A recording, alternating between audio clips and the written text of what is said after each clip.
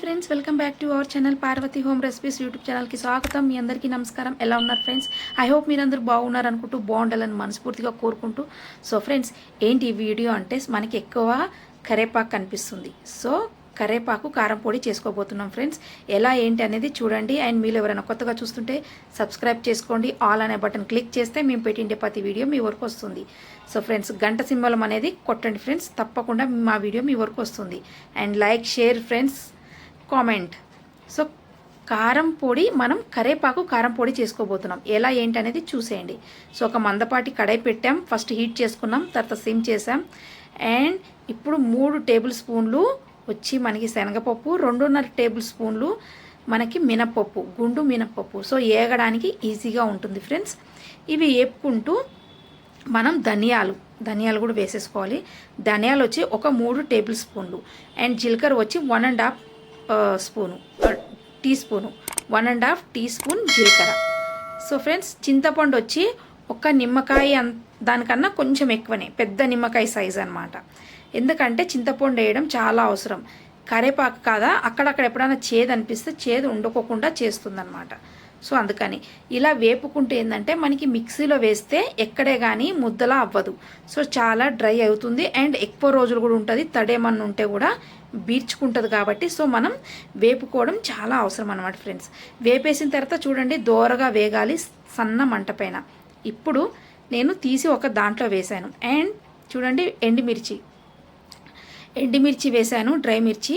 And మనకి dry మిర్చివి, మనం ఎండుమిర్చివి గింజలు ఉన్నాయి, అవి మీకు అక్కర్లేదు అనుకుంటే వేసుకోవద్దు. సో నా దగ్గర ఎక్కువ ఉండిపోయే తాలింపు గింజలు ఎక్కువ తాలింపుకి ఎండుమిర్చి ఎక్కువ తెస్తాను ఫ్రెండ్స్. అందుకని నేను మిగిలినవి గింజలు కూడా వేసేసాను. సో స్పైసీనెస్ ఎక్కువ ఉంటుందని, మాకు ఇష్టం కాబట్టి. మీకు అవసరం లేదనుకుంటే తీసుకోవద్దు. సో ఫ్రెండ్స్ చూడండి, కరేపాకు ఆల్రెడీ డ్రై ఉంది. సో ఇలా కూడా మీరు మిక్సీకి కొట్టుకోవచ్చు. కానీ నేనేంటంటే కాస్త ఆయిల్ వేసి ఇంకాస్త అలా పైకి కిందికి అనుకుంటా డ్రై రోస్ట్ చేస్తున్నాను. అంతే ఫ్రెండ్స్, చాలా ఈజీగా, చాలా సింపుల్గా, సూపర్గా అయిపోతుంది ఫ్రెండ్స్. ఎప్పుడు కరేపాకు తెచ్చుకున్నారు ఫ్రెండ్స్, కరేపాకు సౌండ్ రావాలి. చూడండి, సౌండ్ వస్తేనే అది డ్రై అయినా కూడా సౌండ్ రావాలి. సో మనం మనం జస్ట్ డ్రై రోస్ట్ చేస్తున్నా కూడా మనకి సౌండ్ రావాలి. సో ఇప్పుడు ఒక మిక్సీ జార్ తీసుకొని ఈ ఎండుమిర్చి వేసేసుకొని కాస్త ఉప్పు, ఎందుకంటే ఎండుమిర్చి కదా మనకి ఎక్కడే కానీ నలిగిపోవాలి అండ్ చేదునెస్ రాకూడదన్నమాట. అందుకని కాస్త ఉప్పు. ఇంకా మనకి పప్పులు వేసేసుకోవాలి. మినపప్పు, అవన్నీ మినపప్పు, శనగపప్పు అన్నీ మనం డ్రై రోస్ట్ చేసుకున్నాం కదా. ధనియా, జీలకర్ర, చింతపండు, అది అయిపోయిన తర్వాత ఫ్రెండ్స్ ఇప్పుడు కరేపాకు వేసుకోవాలి ఫ్రెండ్స్.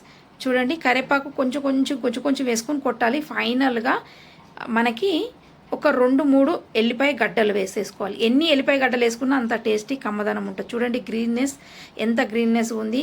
మనకి ఈ కరేపాకు కారం పొడి అనేది చాలా మంచిది. చూడండి, తగినంత ఉప్పు వేస్తున్నాను. మనకి కళ్ళకు మంచిది, మనకి ఐరన్ మంచిగా ఇస్తుంది బాడీకి. అండ్ హెయిర్ బాగుంటుంది ఫ్రెండ్స్.